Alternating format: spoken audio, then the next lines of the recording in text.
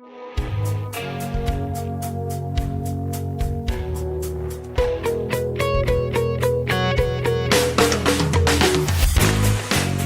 and welcome to another episode of Staying Power, a show that is all about building a better life. And whatever way you think that means, we probably mean that in some way, shape, or form. And every week we come together to talk for an hour about just one way we can build a better life. And we hope that it resonates with you as well.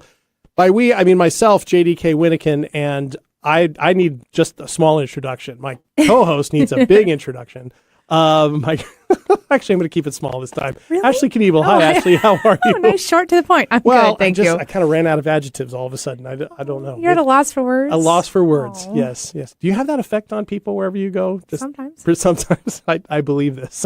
How are you? I'm doing well. How are you? I'm doing well. But tonight we're going to be talking about, I'm glad we're laughing. We're showing some, that we have kind of a happy vibe on this show, don't you think, Ashley? Oh, just a bit. Just a bit. Okay. Well, today we're going to be talking, though, about how happy people have bad days too. And it's about a little bit more than that, but that's kind of an interesting way to frame it. But so Ashley, do you consider yourself to be largely a happy person? Yes. I would say positive, probably more than happy. Positive. That's probably a better word, sure. Right? Positive people have negative days too, maybe, well, or negative feelings, but you're a positive person. I'm naturally, I fall to the positive, happy-go-lucky side of things. Yes. Okay. What does that look like? When you say you're a positive person, what does that look like? I wake up every morning, usually in like a let's tackle the day type of attitude. If, bad things happen to me or like rough days happen to me, but it doesn't last or linger. Usually I end up working through it pretty quickly. And then I'm like on to the next like great thing, or I end up naturally finding a positive thing in the circumstance or whatnot. And I have just observed that of myself, that I tend to naturally find the happier things and I focus on the happier things. Okay. Okay. I am probably not that way. Oh, are you like a little gray cloud? Well, no, I'm not. Good. Historically, I wouldn't call myself, I don't wake up in the morning thinking, let's tackle the day. I don't. I still don't. I would refer to myself more as a grateful person. But that's been learned and cultivated and developed over time. So I do wake up every day feeling grateful in the sense that I got another day, I have opportunities to do things, that type of thing. But I think historically I was a lot more, I guess maybe a little, what'd you call me? A little black rain cloud? A gray cloud. Gray cloud. And in younger years, I certainly was. Really? So, yeah. Interesting. Yeah, so it's been more. But I do believe that we do get to choose more of how we view life. And that can be just as real if it's a positive outlook as it can be if it's a more of a negative outlook or a pessimistic outlook. We use a lot of adjectives interchangeably. We'll just work our way through that here.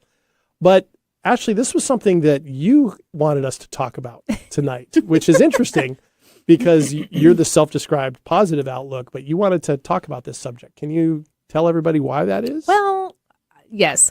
It came to mind because people see me as a positive, happy person. And I have people tell me that often, that you're always in a good mood. You're always so like up and bright and happy and warm, friendly. And that is the side of me that they always see. And so they have this belief or assumption that that is how I always am. And that it just must come naturally to her. And, I'm so far away from what they are because of that. Oh, okay. Yes. Because they aren't coming across as this happy person. Yeah. Always in a good mood. And so they're like, well, I probably could never be as happy as she is. Like I've had people tell me that, which I'm like, okay, so does that mean I'm not being like as genuine sometimes I could be, or like maybe putting up a front? Yeah, maybe. Okay. Or of course, if it's in a professional sense, I'm like, well, kind of have to keep those boxes pretty clear and aligned. Yeah, you kind of do have to put something out there, kind of compartmentalized a little bit. But I mean, why it came to mind as something to talk about is that, yes, I am naturally happy and I feel like good about life and whatnot. And I have a lot of good things happening, so that helps. But no matter what my life circumstance is, I generally still find goodness. But I do have days where I struggle. There are days where I feel like I can fully embrace the suck that other people talk about. And I'm like, I have those days too. And they might be darker than people think that they would be. Interesting. Because some people, I've heard them also say, like, oh, yeah, I'm sure you have bad days, but your bad days probably in comparison to others is probably just not that bad. And I'm like, first of all, we can't really compare. No. Because each circumstance for one individual is their own unique experience. Correct. However, I'm like, I have had dark, depressant days where I didn't want to like leave the house. I didn't want to get out of bed. You know, I thought I woke up and I'm like, there's no point to this day. I want to go back to bed. I've had those. So it's is this your declaration of humanness? Is that what's happening? Yeah, I'm finally letting everyone know I'm real and I am human. Not a happy cyborg. I know this was always like questionable because it's me. No, it's not. But you know that there's nothing wrong with you, and it doesn't mean you're any less unique and special and amazing if you do have those rough days, or even if you have more of them and less of the happy days, or if that's not your default. Yeah. That there is a myth there, isn't there? That happiness is somehow means you're immune from struggle, or immune from questions, or somehow more inoculated to handle difficult situations and difficult moments more so than somebody else. What's interesting about what you just shared about how other people are talking to you about this is how many assumptions get thrown into that. Yeah, no kidding. Yeah, how many assumptions get thrown into that. Have you ever had the experience, though, of being seen that way in such a way that it felt like it disconnected you from being able to share that part of you with other people? Yeah. Yes, I have felt that. I'm like, well, should I really share that with them, some of the things that are going on? And not for the intention to be like, well, I'm going to prove to you that I have rough days. But sometimes be like, no, I'm human. Like, I'm struggling and I'm okay to admit that I'm struggling. But sometimes it almost makes it difficult to do so. Yeah. So I'm like, am I going to just totally shatter their mind that? Right. Or, is it something they're not going to know how to respond to? Right. Because then for you to go to that space is an act of vulnerability, which if you think somebody doesn't think you have anything to be vulnerable about, how well are they going to, how are they going to hold it when they hear it? I get that. So you wanted to bring that up because you just thought it was time to make that clear? Or was it because... this wasn't like a personal declaration. It was just something you noticed. It was just something that came to mind that I hear people, and I know some people that are very near and dear to me that struggle. They have a lot of rough days. They're not by default an up type of person, like they kind of have a little gray, rainy cloud hovering around nearby pretty often. And that they sometimes look at me and they're like, it's just almost like it's not fair. And I don't know what to do with that sometimes. Sounds like it might be hard sometimes. It can be. Yeah. And I'm like, I want people to know that like that's sometimes we all struggle with things. Yeah. Is it because, not to project this onto you, so tell me if I'm wrong, but is it because if someone says that to you, it's not, or is pretending like it's not fair, that would almost seem like push you away from them.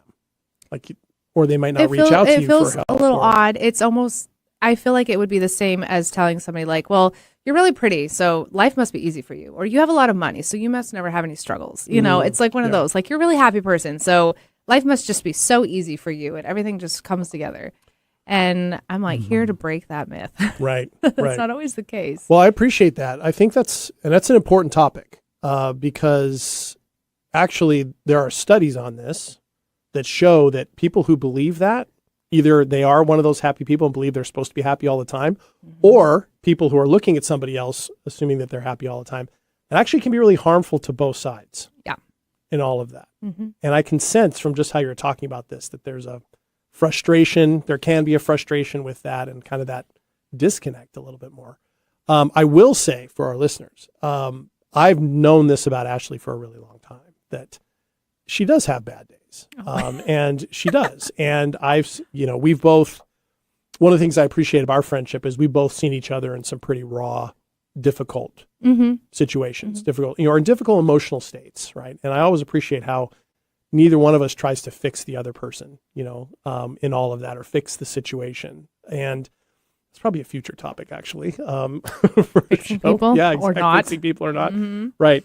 But I do think this is worth looking at because I think it also works from the opposite side, that just because somebody might not have the default happiness, quote unquote, setting that you're talking about, that doesn't mean they're always having bad days or that they always have to have bad days. I'm probably more from that side of the ledger where I can feel like just because there are things like I remember growing up and even into my 20s and 30s, I was doing really serious things, studying very serious times in history, right? I mean, I became a scholar of the Holocaust and Nazi Germany. I mean, I studied like You the put that worst. on your dating profile? No, but it inevitably came up. Huh. Oh. Might explain why.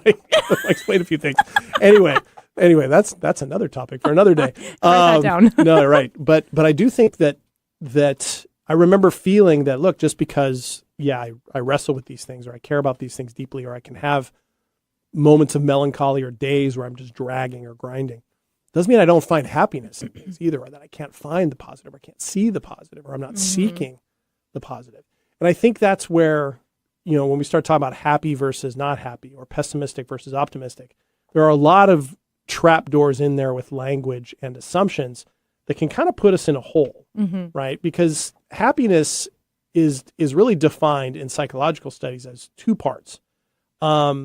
There's for lack of a better term, there's the hedonic or not hedonism, but the hedonic, the feeling, the pleasure-based mode, and then the meaning side, right? The meaning side. And happiness can you find meaning in things. It isn't always going to be the emotional happy. Yeah. That's why when I think about myself, I don't necessarily think about myself as a happy person, but am I a grateful person? Do I have meaning in my life? Do I celebrate that? Yes, I do. And I think you do as well. I think you find meaning in things. It's not just about you being happy. Yeah. Emotionally. I mean, right? I think to me, happy always feels like that good, fuzzy, warm feeling. And being joyful is when you can recognize good things, even in moments where you don't feel that warm, fuzzy feeling. You can be having a difficult time and still recognize the goodness in something. And it doesn't mean it has any less value if it doesn't make you all warm and fuzzy. Right. Yeah, absolutely. And I think that's a key part of, what you're trying to get across here. And now here's the good news. Good news for you. There's always good news for you. And there's good news for everybody, right? But in this case, a lot of studies show that people who have kind of that higher feeling of well-being, meaning and pleasure, that part together, have those, that they have actually as many difficult emotions as other people do. The difference becomes is over time they bounce back from them more effectively, more quickly, more thoroughly, if you can develop that. So if you're like Ashley and you've just sort of always felt that that's sort of your default position, great, you're in good shape, but you want to have meaning as well as that fuzzy feeling. If you're more wired like me, the good news is you can develop more of that resilience. That's really what we're talking about here, right, with that. Because otherwise, if we're going to embrace the whole good vibes only idea, that gets toxic pretty quick. I hate that line. Do you? Good I vibes do. only? Are you surprised? I'm not. You are not a big fan of like just real Bumper stickers? No. Yeah, bumper sticker philosophy. You and I are similar that way. Yeah, I don't like those things. But yeah, that's toxic positivity, right? Trying to find the positive in everything when sometimes things just suck, right? When sometimes things are difficult. When sometimes you just wake up and you're not feeling it, right? Emotional states happen for reasons that we can't always intellectually explain or understand. They're just as much a part of our chemical makeup, and perhaps even more so, than of our intellectual makeup or whatever stories we happen to be telling ourselves. It's why things like sleep and food and things like that can affect our mood, right? Depending on what they are, right? All those things.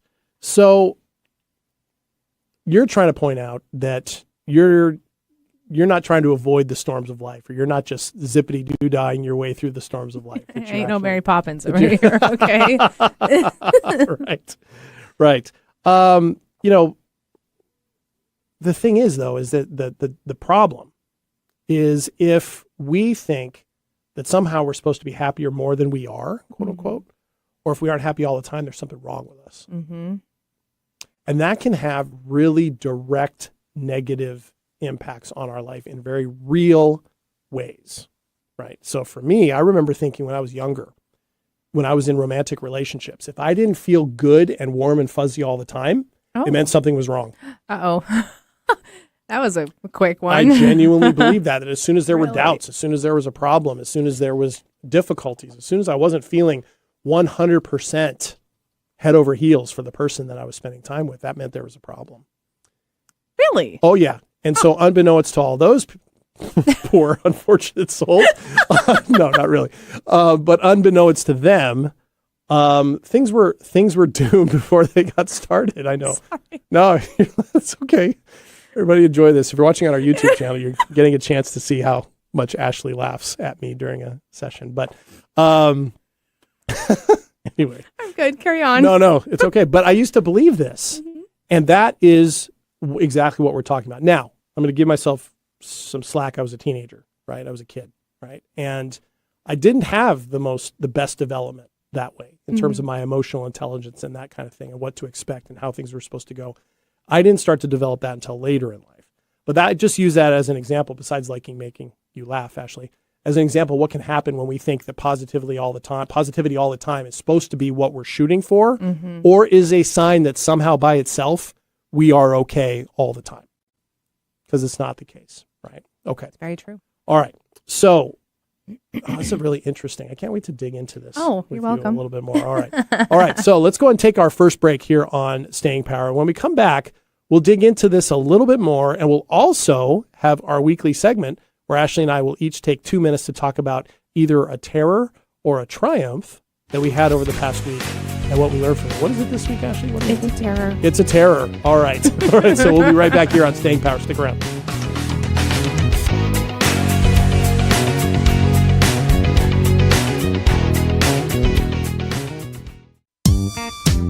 When I smoke weed, I get lost in the music. I like to isolate each instrument. The rhythmic bass, the harmonies on the piano, the sticky melody. Hey, careful, babe. There's someone crossing the street. Sorry, I didn't see him there. If you feel different, you drive different. Don't drive high. It's dangerous and illegal everywhere. A message from NHTSA and the Ad Council. Hello, I'm Chris Erdman. Every Wednesday at 8 a.m. on KKNW, I sit down with inspiring entrepreneurs, creative minds, and game changers to uncover the real stories behind their business. On my show, Made of More, we explore the challenges that they've overcome, the breakthroughs that they've celebrated, and the mindset that drives them forward. If you're ready to unlock your full entrepreneurial potential, Made of More is the show for you, because here we know you are made of more.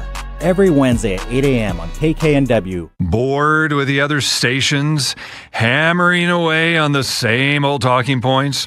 Try Alternative Talk 1150 and get some variety. Welcome back to Staying Power. JD here with Ashley. Hello. And we are talking about how happy people have bad days too. Kind of that relationship between what do we mean by positivity and having challenges and working with difficult emotions. And it's really at the core of resilience, which is really what this show is about. We build a better life by building resilience to navigate what life throws at us. We'll get back to that in just a minute. But first, as promised before the break, it is time for our weekly segment. Ashley and I are each going to take 2 minutes to talk about a terror that happened to us over the past week, what we learned from it, all in the name of sharing ourselves, being vulnerable, and just seeing what we have in common on that. Here we go. 2 minutes of terror.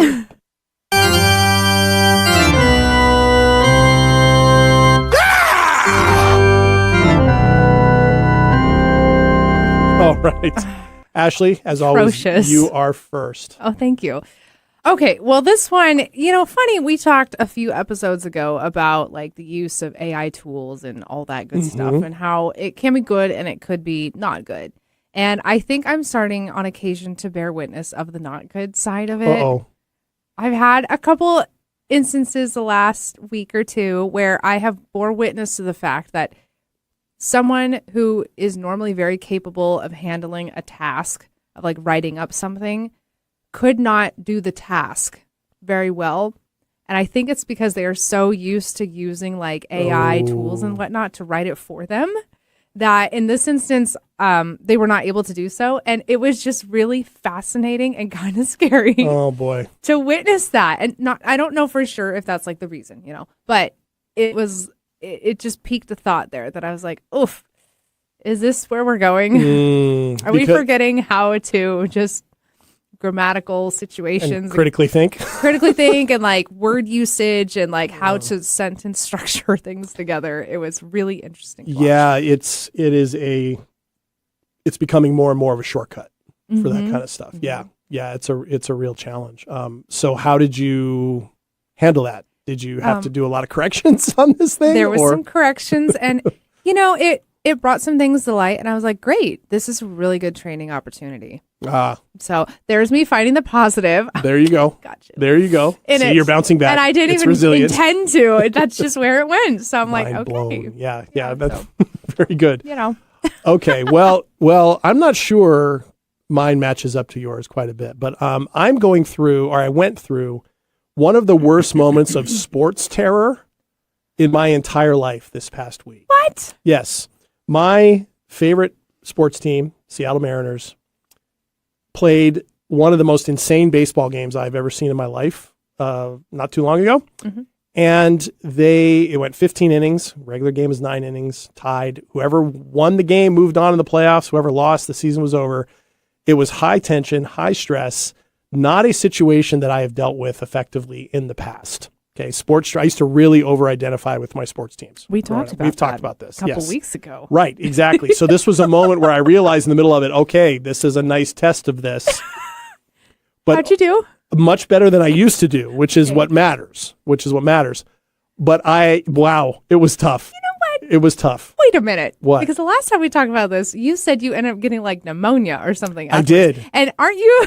You told me recently you weren't feeling well. Oh, no, that was happening before that. Oh, sure. Yeah, I was sure. Okay, so no. But hey, even if that were the case, I don't have pneumonia. So if I've gone from pneumonia to a mild cold. Oh, you're improving. I'm improving. Look at you. But man, sports terror is rough because if you really are wedded to a team and you really follow them and you're really passionate about that and you follow them closely like I follow this team, those moments feel big. And you can tell yourself in your mind that they aren't as big as you're making them out to be in the moment, and they aren't in the big scheme of things, sure. Right? But in that moment for that thing, wow, it's rough. But I did navigate it more effectively, but it did catch me by surprise by how intense it was this time around. Really interesting observation.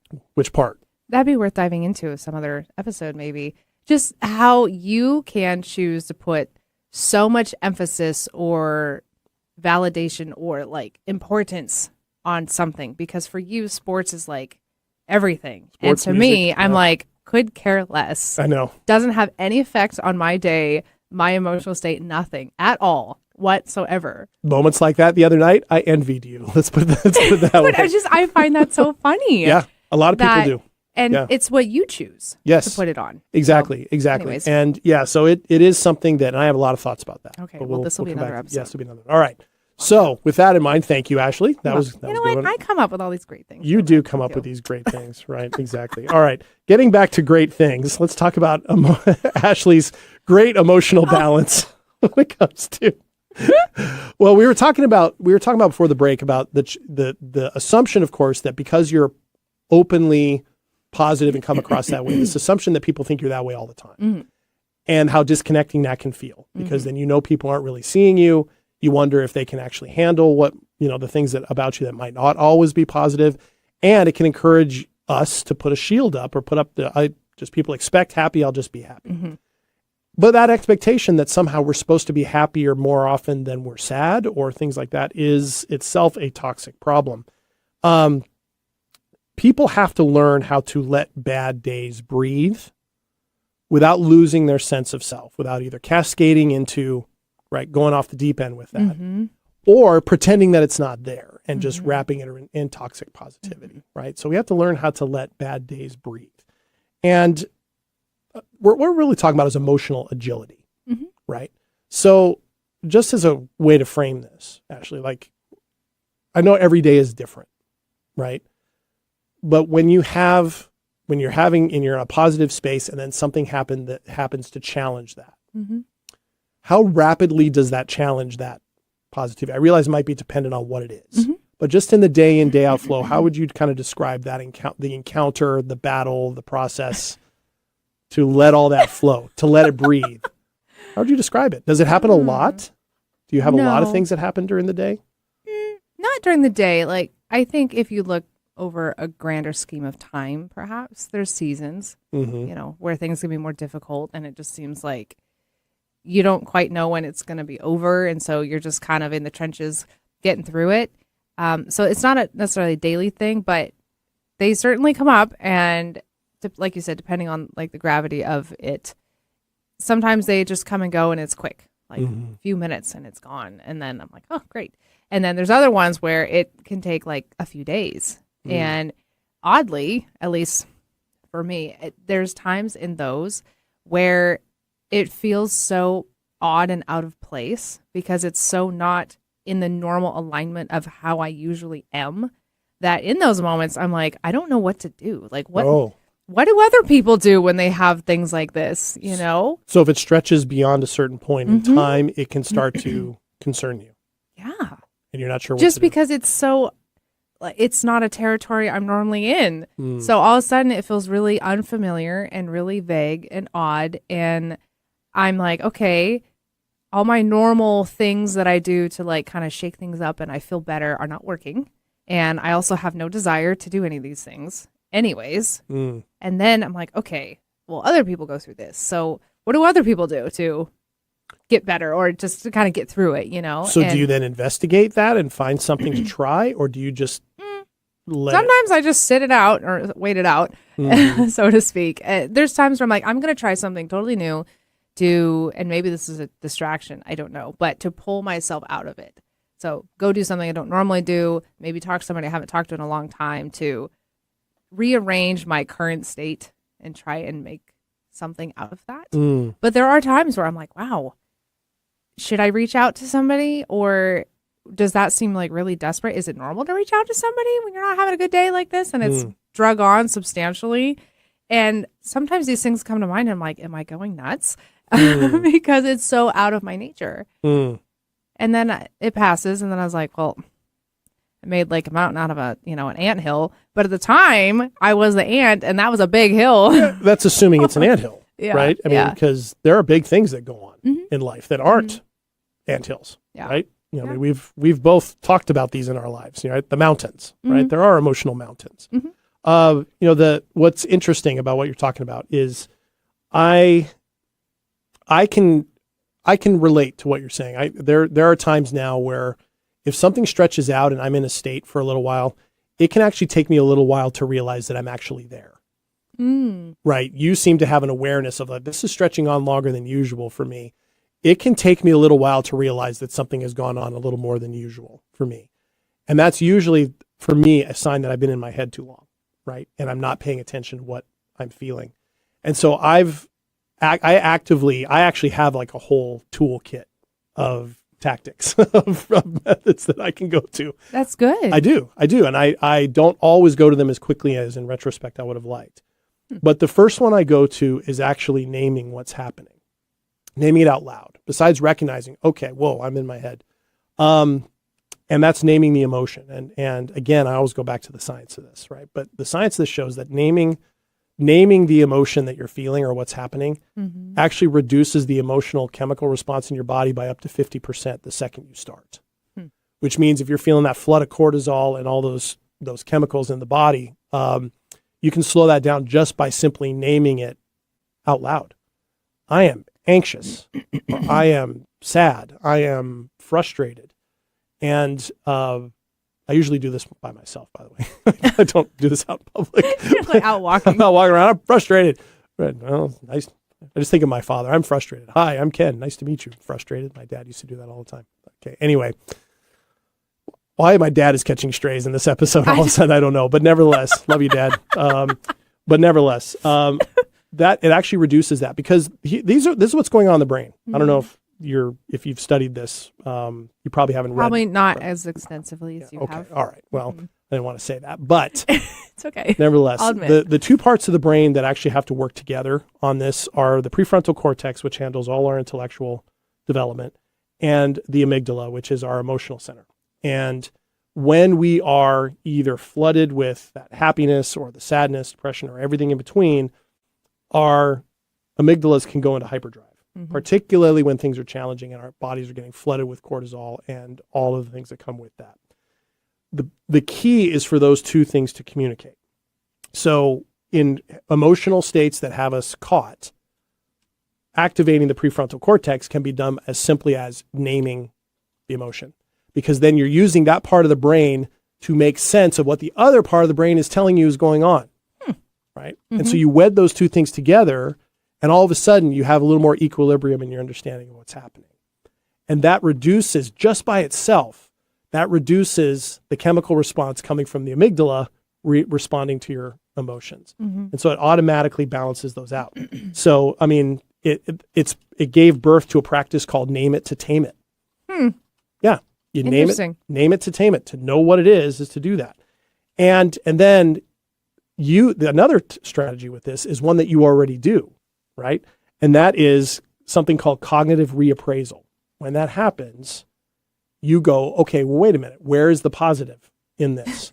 I could choose to look at this really negatively, but I could also choose an element of this to look at more positively, right? That is not denying reality, at least in neuroscience terms. That's actually adding to the reality of something and deciding what that is going to be for you. So this very idea that somehow that people who are super negative all the time, just like say, I'm just being realistic, right?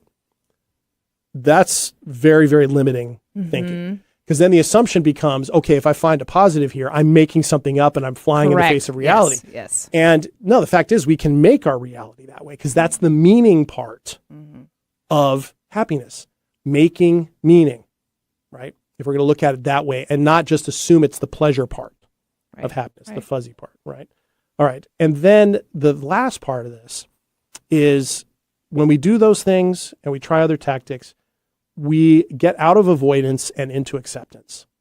Because the second you admit or name to yourself or to another person that I am sad, I don't know what to do, I'm scared, I'm frustrated, you suddenly are voicing your acceptance of what's actually happening. Because that is reality. Your body is telling you, and your brain's telling you, you are unhappy, you are blank. So if you fill that in and admit that, you're accepting reality and you're not avoiding it. Our brains and bodies actually stress out more internally when we avoid something than when we accept it. I believe, I mean, you can feel it. Yeah. Actually, because you're trying to, and it's a natural thing. You're trying to put space between you and what's uncomfortable. That's why people procrastinate, right? That's why they avoid difficult conversations and they avoid things within themselves because they don't want to look at it. Yep. And funny, you were saying how you speak out loud and you name things. I do sometimes the same. I don't name things, but I'll talk through things out loud. I would say, I guess, to myself because there's nobody else around. But it's not like I am conversing with myself, but I'm out loud working through things. And so far it's been great. It's worked. But work. You know, there's been some times where I'm like, I'll know like, okay, this is a rough one, going through some stuff, give yourself a day or two and it's going to pass. And on occasion I have little thoughts that are like, but will it? Is it going to be gone in a couple days? You're banking on the fact it's going to be gone. What if it's not? And storytelling. Yes. And I'm like, first of all, who invited you? Who invited that guy? Yeah. Where'd you come from? Who invited negative Nancy? Yeah. I'm like, how'd Nancy get here? But, and then my turn to laugh. But then I laugh because I'm like, I joke about it and I'm like, oh my goodness, this is funny. Yeah. But in that tends to bring a lightness to it. And it just shows to me that of course things are heavy. Things are difficult. Lots of people are going through really difficult things right now. But like you said, there can be goodness and there can be positive things in there and they may not feel like it, but it's still okay to look over and point it out and be like, that's a good thing right there. Yeah, absolutely. And it may have absolutely nothing to do with you. You might just witness something great happening and pointing it out to yourself as if you would point it out to a friend with you, I think still has a good effect. It does. It has a really good effect. And you're actually tapping in on something that is the primary point here is you're talking about emotional flexibility. And that means that we can hold a series of different emotional states all at the same time, right? And we can see this in when we talk about romantic notions. Like when we go to, people go to a wedding, they're happy and they cry. Right? Like, that's weird. But those are two emotional states at the same time. My sister recently with her kids who are now grown and are moving into their careers and are hitting these important milestones is having emotional responses of both happiness, proud, excited for them, and sadness. That stage of her life of that type of parenting is changing, right? And there's sadness in that. So when we really pause and look at it, we know this. But in our day in, day out stuff, we tend to minimize that for ourselves. We tend to downplay all of that and think that we can't necessarily hold all those things at the same time. And really what we're talking about is holding the discomfort of those competing states. And that's really this. And so if people are wondering where do you start with this, right? Right before we go to break here, first thing I'll say is you start by noticing the things where you tolerated some discomfort, even if it was just on a small thing or for just a short period of time. What, like eating spicy food? That's a different kind of discomfort, but nevertheless. So we'll dig into that a little bit more when we come back from our second break here on Staying Power. So come on right back.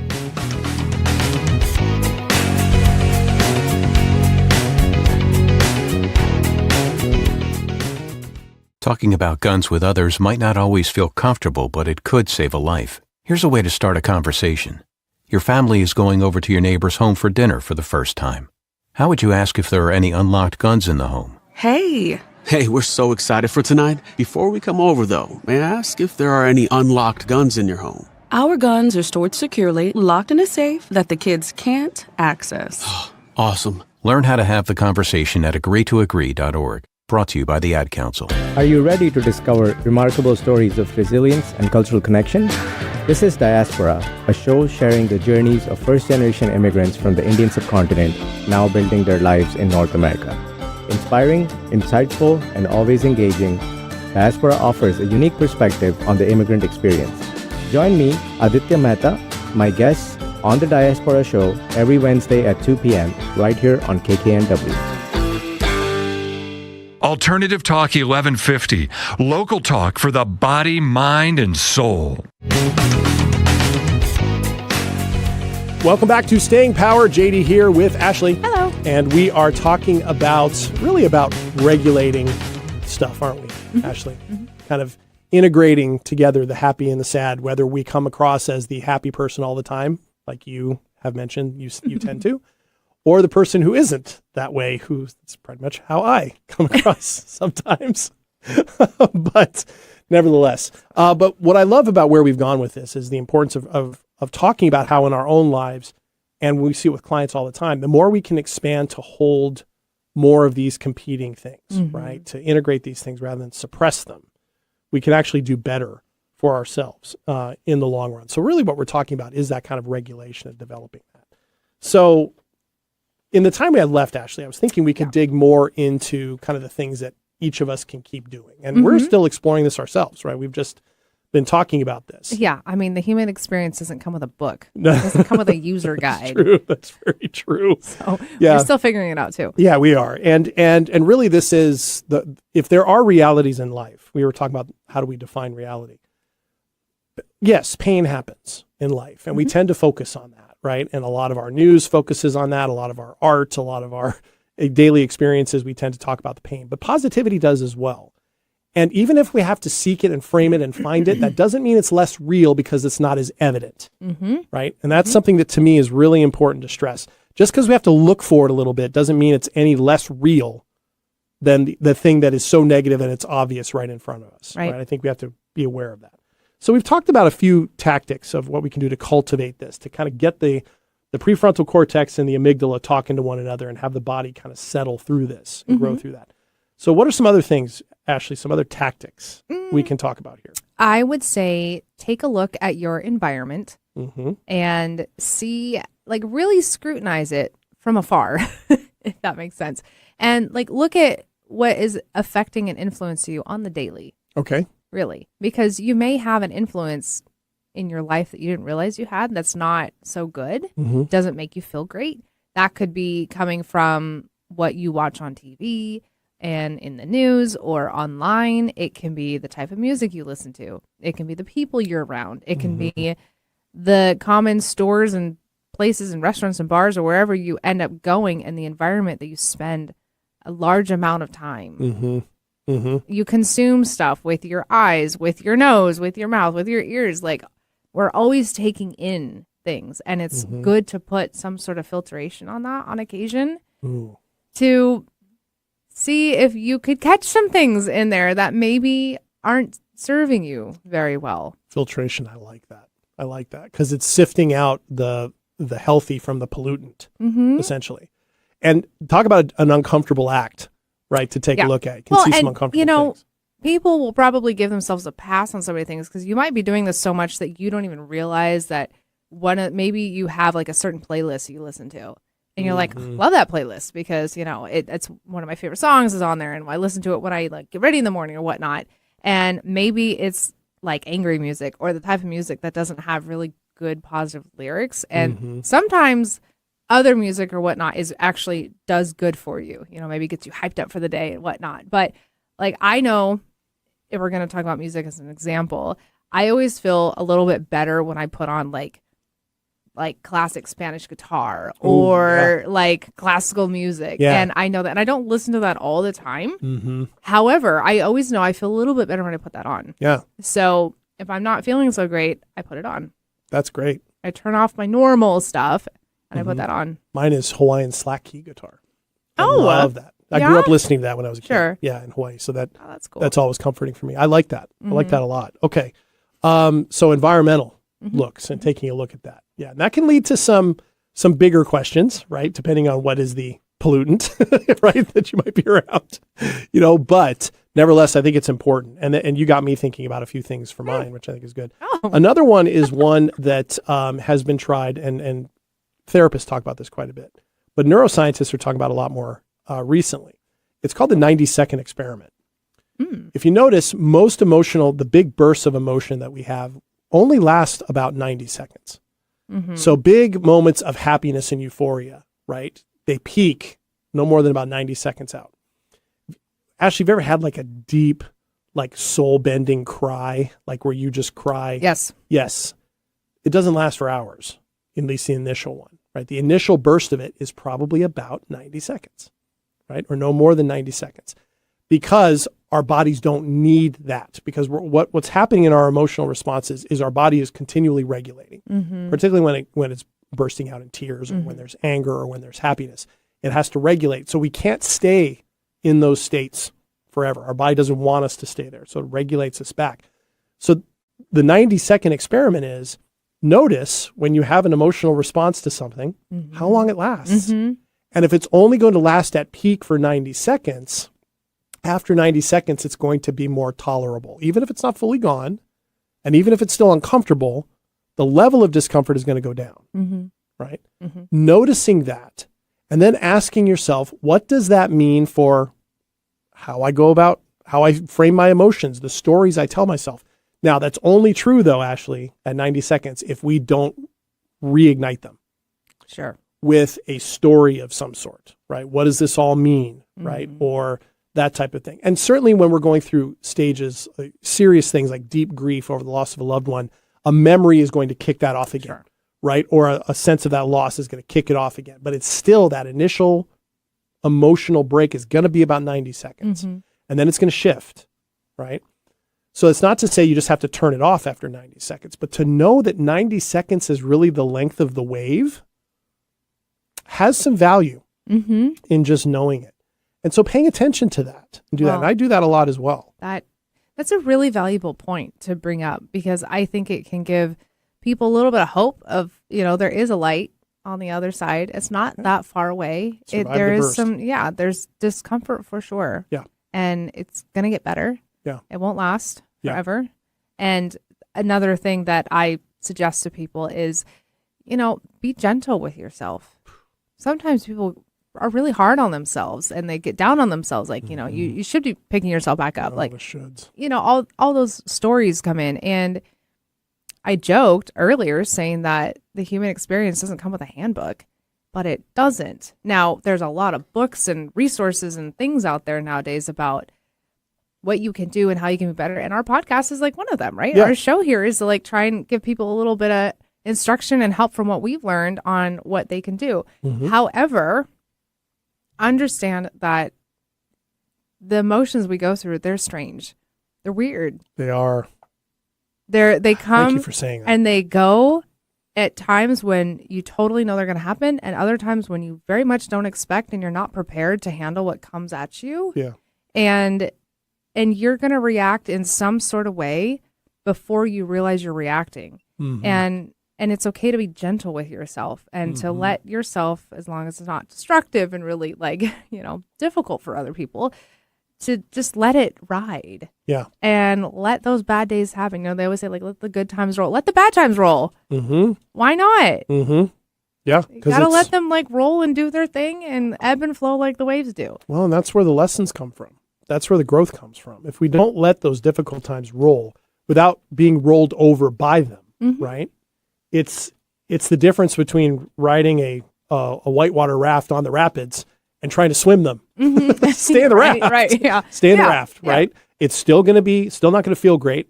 You're going to get bumped around. You're going to be scared, but you're not going to be trying to swim through rocks. Right. There's a big difference, right? So don't throw yourself in the water either, right? Is that. So, that's really good. And here's the other thing I want to come back to with this.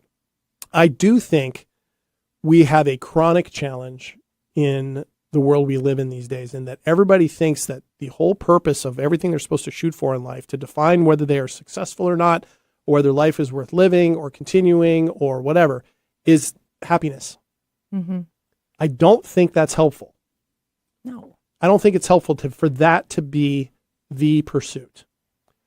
Instead, I think wholeness or continued growth, curiosity, exploration, expansion, right? Because there is no such thing as a 100% complete human experience. And I'm looking at the camera for a reason. I'm talking to you, right? And everybody. I'm talking to me too. There is no such thing. The choices we make in life determine where we go, the next steps go. So we're not going to experience everything that every single human being is able to experience. However, we can continue to expand what we know and expand what we try and expand what we learn and try to become more whole, not because we are deficient now and have to reach this goal of our completeness, but almost just continuing to expand on who we already are. That is going to involve bumps. Oh, sure. Yeah, it is. And so I think that redefining matters, because the words we use are so powerful, right? People always say, well, words don't do this. Reality does. Well, words are how we describe reality and how we then shape it. Yes. If we assume certain things on the basis of those words. Isn't there a running monologue of words in your mind all day? Oh, yeah. I mean, if you ever really stop and think about how much you think. And those are little words running through these wheels in your brain all day long. Yeah. Yeah. And it's what you're telling yourself. But yeah, I would say something else for people, and this is a little PSA coming from a joyful, happy person, is it's still good to check in on those people. Now, whether they will share with you or not, it's still good. It's a great idea to check in on those people that seem like they are happy all the time. And not because it's a facade and you think they're being fake, but sometimes those people don't know how to express the discomfort and the bad days. And having somebody ask is like a door cracked open, and it makes it much easier for somebody to talk about it. So just a little, thought out there. It always makes me think of, what is that game? Is it Fallout? Where they're living in those little pods underneath the ground, and they're all happy. Yeah. And when I've watched the show, and I'm like, something is wrong with these people. Yeah. And you can tell there was something's not quite right. Something was not right because they don't know about the reality above them. Yes. Right? And I'm like, sometimes that's kind of how it feels. And it's like, there's another reality out there, and you just don't know how to get there. Yeah. Because you're so used to living in your happy pod. Yeah. Because, in the end, it just reminds me, and we've had conversations about this privately before, that in the end, that's what we connect over. Yeah, we connect over shared happy things. Laughter is a powerful bond, right? You laugh over things, you enjoy happy moments. Those are great memories.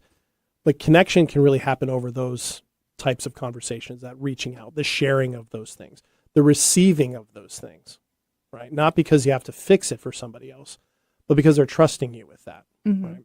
And I know from my experience with you how important that is to you, because I've asked you Mm-hmm. before, right? Mm-hmm. And I think we've talked about it on the show before, but there are times where I can just sense that not all is right in Ashley's world. I can just sense, and actually you can sense it with me as well, right? You sensed it this week, as a matter of fact, right? I know. I sent you a rocket this time. I know. We have. Yeah, we talked about that rocket ship emoji thing. Like when we're wondering, hey, send me a rocket. Doing okay? Yeah. And a little rocket ship emoji shows up. Yeah, you sent me one in this last week. Mm-hmm. It does matter, right? Because everybody wants to be seen. Everybody wants to be known. Everybody wants to be able to share space with another human being in a way where they feel like they can be themselves. And all the buzzwords that go with that, feeling safe, right? Feeling seen, right? Feeling appreciated. That is all part of what we're looking for. And we can learn how to better cultivate that within ourselves to receive from other people and how to give that out. Mm-hmm. So I really appreciate you bringing this up because I already know you well enough to know that, you know, the happy-go-lucky part of you is not 24/7. I know that, right? Mm-hmm. You don't pretend that either, right? You never do. And yet I can see how people might say to you, oh, well, you know, you're always up all the time. Or the assumption is you don't have difficult times. And that's got to feel isolating sometimes. Yeah, it really can. Because then when you do have those moments and someone's bearing witness, they're like, is she like breaking in front of me? Yeah, like what's happening? Yeah. Rather than it just being part of a normal part of things. Yeah, rather than being like, oh, okay, she's just having a bad day. Yeah, like, right. It's a normal part of things. Yeah. Yeah, you know, and it does underscore that universal truth we hear a lot about these days, is that everybody's carrying something, mm-hmm. right? And those stories that we can tell ourselves can be really tough. You know, to wrap up, we got only a few more minutes here on staying power, but I had an experience with a client in the past week who was having a lot of self-recrimination over, you know, he felt he should be able to handle something better now, right? And he's, you know, and he said, you know, and my son comes to me, and if my son was coming to me with some of these concerns, I would have this advice for him. And I would say, you know, A, B, and C, D. And I said, okay, well, what would it be like if you told your earlier version of yourself this, right? You're 15 years into this career. Mm-hmm. What would you tell that version of you 15 years ago? And and it wasn't so much what he said after that. It was how he shifted. Oh, interesting. His whole body language shifted and he relaxed and he went, and then when he answered, it was so clearly connective back to this earlier self of his, mm-hmm. that it kind of started the process of getting him over that story. Oh, wow. And really that's just what we innately have the ability to do, mm-hmm. right? And he was kind of experiencing that integrating of, again, frontal cortex, amygdala, pulling that together. So, all right. Very cool. Well, Ashley, thank you so much for bringing this up. You know what? Thanks for meeting me here. Yeah. Appreciate it. I appreciated the conversation. And thank you for all of you listening. And remember, if you missed any of this episode or would like to catch up on any episodes of Staying Power, you can do so as a podcast. Find it as a podcast, wherever you get your podcast. Woo, stumbling over things today. You can also watch video on our YouTube channel. I highly recommend that because you can see Ashley laughing at me most of the time. And you can also find out more about us at our radio home, 1150 AM KKNW in Seattle. And in all of those locations, you can find links to our social media, as well as to our email address, stayingpowershow@gmail.com. We hope you reach out to us at any of those platforms. Let us know how you're doing. Let us know what you think. Answer any questions. Bring up topics. We'd be happy to hear from you. We will be back next week with another episode. And as always, I'm just JD. I'm Ashley. See you later. Bye.